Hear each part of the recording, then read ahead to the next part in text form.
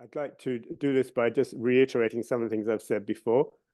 First of all, for me, most of um, the challenge you have with regard to Steiner's ideas about economics and current economics involves quite a lot of moral tact, meaning you kind of need to know the world in which you're wanting to bring Steiner's ideas into, and you need to honor that world as it is, and the people in it, not do a number on them. Or Steiner has this image, you have to be very careful of moralic acid. And I think what he means is when you come into economics, certainly the level of methodology, it's very easy to start moralizing, to have, a set of values which you may share or you may have, but you want others to adopt. And often you get people moralizing when they start looking at economics, or even economics claims it has no moral basis, but you can't say that. To be amoral is to have a moral position. And so even economics claim to be amoral and they're scientific is a bit of naughty materialism. If I can come back to that idea. It avoids having to think clearly. And so the first thing I want to say in all these discussions, one has to be morally tactful. You have to accept people where they are and kind of honor that, possibly even inquire into their background so you know what challenges you are presenting to them, if I may put it in those terms. But at the same time, you have to push the boundaries. It's not enough just to be tactful and be polite to people without pushing boundaries. But you can't push boundaries unless you're being polite. See what I mean? So I want to just reiterate that even in a broadcast or a podcast like this, because what people don't get, largely because we're not taught to get it, is that everything we call spiritual today, or in an irreligious time of life, that all disappears into our so-called epistemology, into the way we think. And sometimes I have given lectures on Johannine economics because St. John had this expression, repent, the kingdom of God is at hand. And if you have to be careful of the word repent, because that sounds like a moral story, I think it just means think twice before you say anything. Or even in a podcast like this, before you broadcast it, check the recording, because you may want to edit things out which you didn't intend to say, or you got a date wrong, or yeah. And so I think you can take the sting out of the moralizing of St. John by he just says, think twice, certainly in economics, check your assumptions before you continue. And maybe you have to check them all the time in terms of characterizing. Because if you want to define rather than characterize, you're going to have to identify your assumptions. So then you're kind of insisting on your assumptions. So by definition, you are not being, you're not a very good economist if you want to insist on your assumptions. They have to be constantly in play. So that's the second thing. And it's not only a question of how we think and being clear about that, but it's a question of what we think and why we think. So the epistemological challenge is not as easy as people like to make out. It's not a kind of theoretical exercise. Having said that, or reiterated that, one way you could describe modern conventional economics, it begins with this triple statement. Resources are scarce. How do you allocate scarce resources? By the price mechanism. Well, this is a kind of trope. If you say this often enough to yourself, you'll believe it. But you can say all sorts of things and say them often enough and you believe them.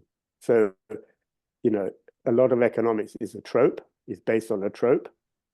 And sometimes I like to say, with regard to Steiner's economics as an exercise, work out the trope behind his ideas. What are the three essential statements he's making? And accept those as a trope if you want to. because don't think we're, it's not easy not to think in a trope-wise fashion. You can easily represent Steiner's ideas as a trope if you want to. And so you end up in a problem of how do you sort of, choose your trope. But a trope it will be unless you're alive and constantly reviewing everything you say. So even when I said, I never draw this evolutionary image, I always redraw it. I never kind of start with it. I don't have a PowerPoint for it. I draw it fresh, meaning I have to be sure that my audience it makes sense at the time I'm drawing it. It's not so, it's easy for me, but it's not like a PowerPoint. I call this PowerPoint Plus, actually, because a PowerPoint, everyone knows who uses PowerPoint. You get trapped in your slides, and in the actual delivery of your lecture or whatever it is, the next slide is not, in fact, related to what you just said or what's going on in the room. But you're stuck because now you have to press the button. And really, you should just abandon your PowerPoint at that point. But who's going to do that? So it's not, in fact, easy to solve the problems I'm trying to address. I do it by using black paper, and I will tell an anecdote.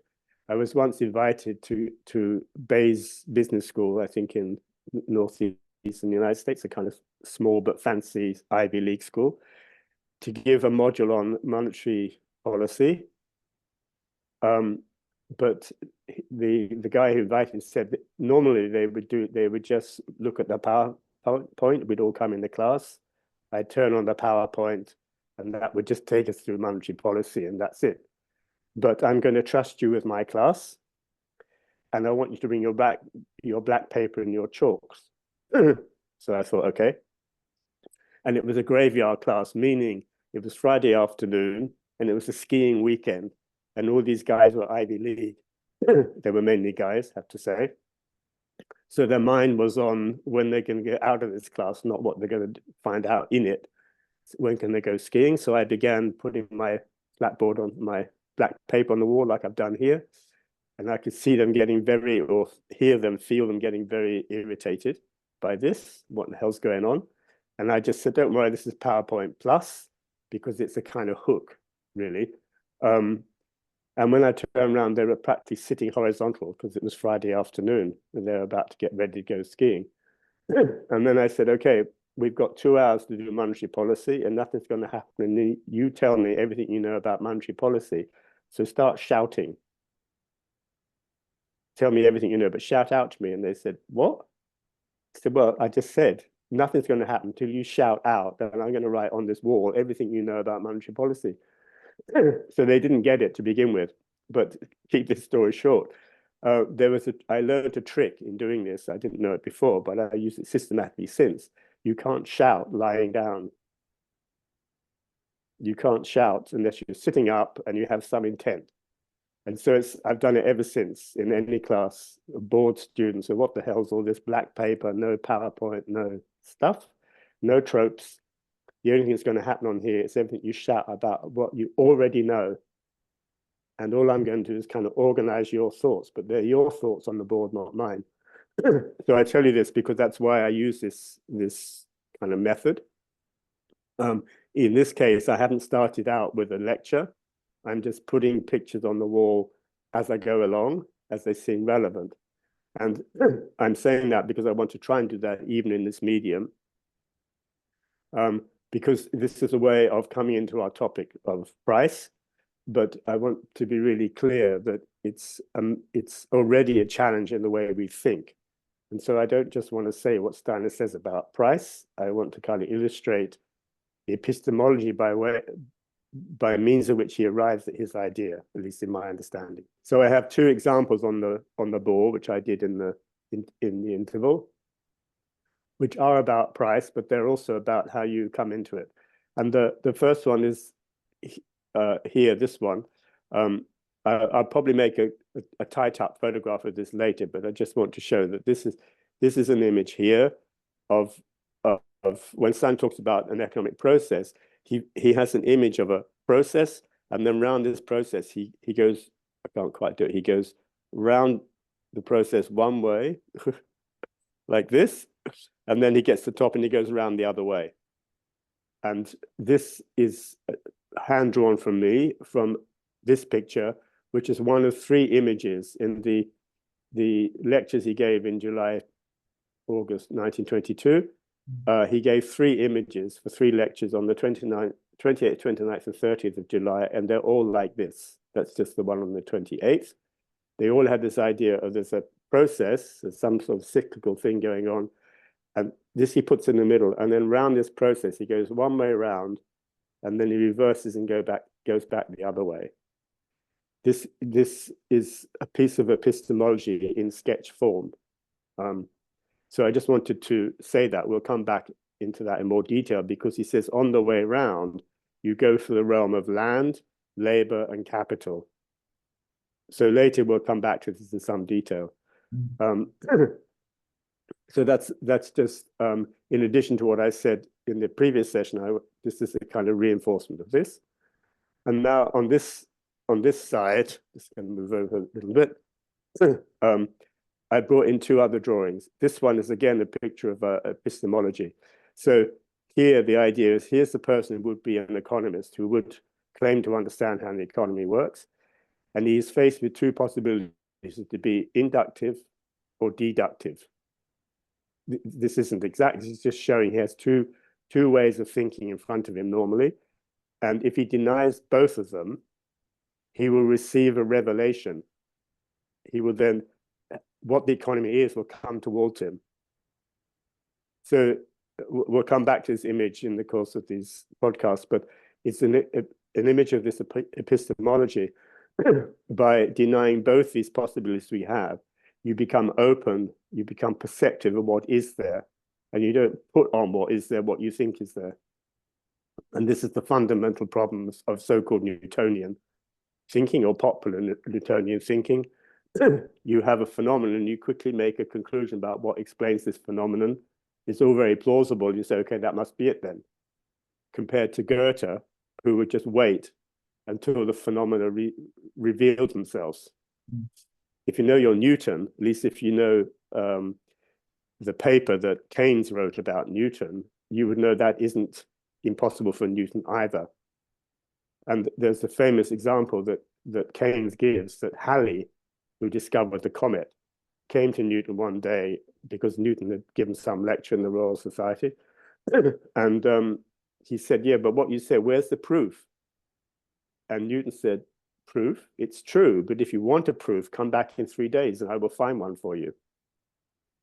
So I think this is an important story, that, you know, Steiner says you don't need proof that the sun will rise, even if you could find one. The proof is existential. So you don't need the proof that your brain needs that the sun will rise. You know, there are other forms of proof.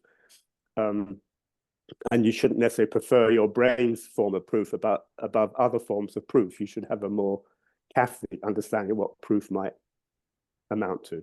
So I wanted to say that one, because this one here particularly is just a way of describing what I said earlier. But next to it, I put another drawing, which in the shape of things is very similar. I'm not saying Steiner intended this, because he didn't do that drawing. That's kind of my drawing. But you can see a similar story hidden in here. If price, this is price. This is, I'll come into it in some detail, but this is Steiner's idea of 2 streams of value, and they result in price. Well, if you look at epistemology, the price is looking at 2 possibilities, and it won't find itself by preferring one over the other. It has to go with both.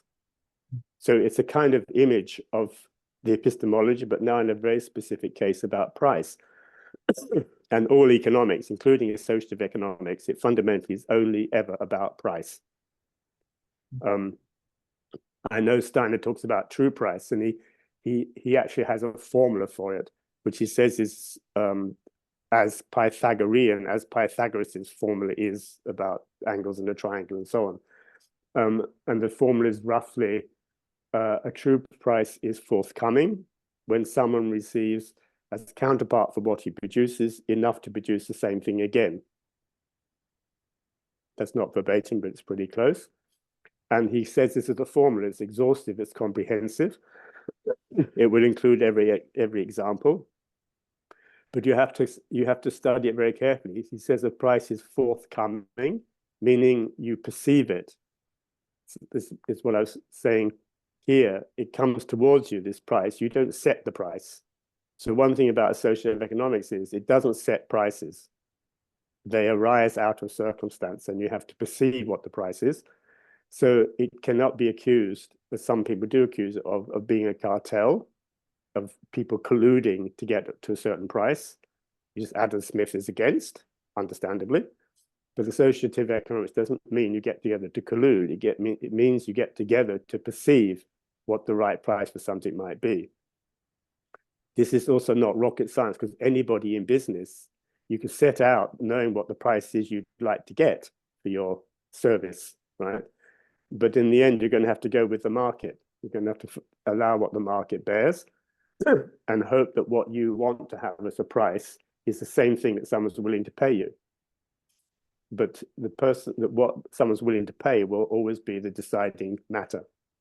And if you price your goods according to what you want and not what your customers want, you'll be out of business very quickly. So for me, this isn't rocket science. This is just making conscious how pricing works. And that if you get your circumstances right, the true price, or I won't even say true price, a price will arise, which is in fact the true price, as opposed to the price you wish it would be, or that your customers wish it was. And again, here one has to put Steiner in context, because a lot has happened since his time. And an example I often give, but colleagues don't particularly appreciate it, is from George Soros. Because as I think I mentioned before, in Alchemy of Science, he describes how he functions. And he has in there this idea of reflexivity, that you can have cause and effect thinking, and a cause and effect, that's quite straightforward. And then you have the recursiveness. The effect also becomes a cause. So you have a cause that creates an effect. That effect is the cause for something else. And so it goes on like this. And in the end, cause and effect are kind of mutually interactive, and it becomes reflexive. You end up in this world where you have to be very careful what you think, because that will be the reality. When Steiner says thoughts are things, that's not so different to what George Soros is saying. And he says, so be very careful. When you think a price, you've just changed the market in front of your mind. And if you don't understand this, leave the market. He's talking about financial markets. But I think you can bring that down. And I would say there was a time when I'd been the street seller of vegetables in my youth, because I had all sorts of businesses. And you know perfectly well, if you're selling vegetables, you've got to sell them all by the end of the day, otherwise you're stuck, right? Mm-hmm. And so you have to change the price all day long, right? In principle, it's coming down as the day gets older, otherwise you won't sell them. But but you can't say that directly, but you know it. And so when your customers are bidding you down, you're playing this game, and you might have two people. They both want an apple, but the trick is the apple this person wants, he's going to pay this price, and this one's going to pay this price. If you say the apple is X, you won't sell it. Not if you're a trader, right? Or you can go into a souk in Morocco or something like this. Good luck. If you think a fixed price is what it's all about. It absolutely isn't. And so, or you can go in the supermarket, you can take the label of the price off and see if you can barter your way out of the supermarket. So the true price in this sense will arise when people come to a mutual agreement. And what Steiner's really pointing to is that mutual agreement is not based on me protecting my balance sheet, the capital I've got to date, and the money I've got available. It's based on, if I pay this price to the baker, is he able to bake bread profitably going forwards? That's the key thing. All pricing has to be future related, and it really is, in fact, future related in any serious price discussion. How much can I pay you so that this contributes to your future profitability? Again, this for me is not, I don't find this rocket science, because I'm a business person. This is how we function. although we may not make it conscious into a formula that Steiner uses. And I'm saying this because he says true price, meaning, well, it has this awkwardness. Therefore, people who don't think like this are not thinking of true pricing. And this is very tricky because I think the German is richtiger price. And some people translate there's a right price or fair price, but I stay with true price because you have a history of price. You can begin it with Aristotle, but you particularly come to Thomas Aquinas, where he uses the notion of just price. This is in the literature, this is in the language. So you have to know your history and know that when you get to Steiner or Steiner's time, the discussion is not about just price. We already had that before the Renaissance. History doesn't repeat discussions, right? So you can't use a language from the Renaissance, which was trying to find a language which is moving away from, it's becoming secular as opposed to religious, if you know the context in which Thomas Aquinas was speaking about. How do you find an interest rate which is not usurious, you know, which is not contradicting the gods or the priests or whoever's told you what the interest rate should be? How do you find one which is scientific, so to speak? He's saying that has to be just, but he's still in the distinction between belief and faith. He's not yet able to go from faith to knowledge. This is the Aquinas story. But when you come to Steiner and Steiner's time, we're in the area of knowledge. We're not in the area of faith, and certainly not belief any longer. So how do you know the price is really a true price? It's in the ways I'm sort of anecdotally trying to describe. And when he says true price in English, this is not a moral commentary. It's like, you know, if I build a house, you know, I want to know if I want to know the wall is true, you know, meaning if I hold a piece of lead on the end of a string, it will go vertically. And I can hold this against the wall to make sure the wall is being built true. It's not a moral comment. It's a scientific comment. So I say this because when Steiner talks about true price formally, it feels like it has this word true, which is an invitation to moralize. But in my understanding, when you get that temptation in economics, like say the price should be, you stop yourself using these words. Anything which has a kind of moral statement in it, you just deny yourself the use of them. More easily done when you're writing than speaking. But when you stop yourself this use, like when you stop being inductive and deductive, you will have a soul experience and you will find the word which you're looking for, but it will have no moral statement in it, no moral commentary. And this is, for me, this is high methodology. If you practice this, you will come to a non-moralizing understanding of economics. And this is crucial.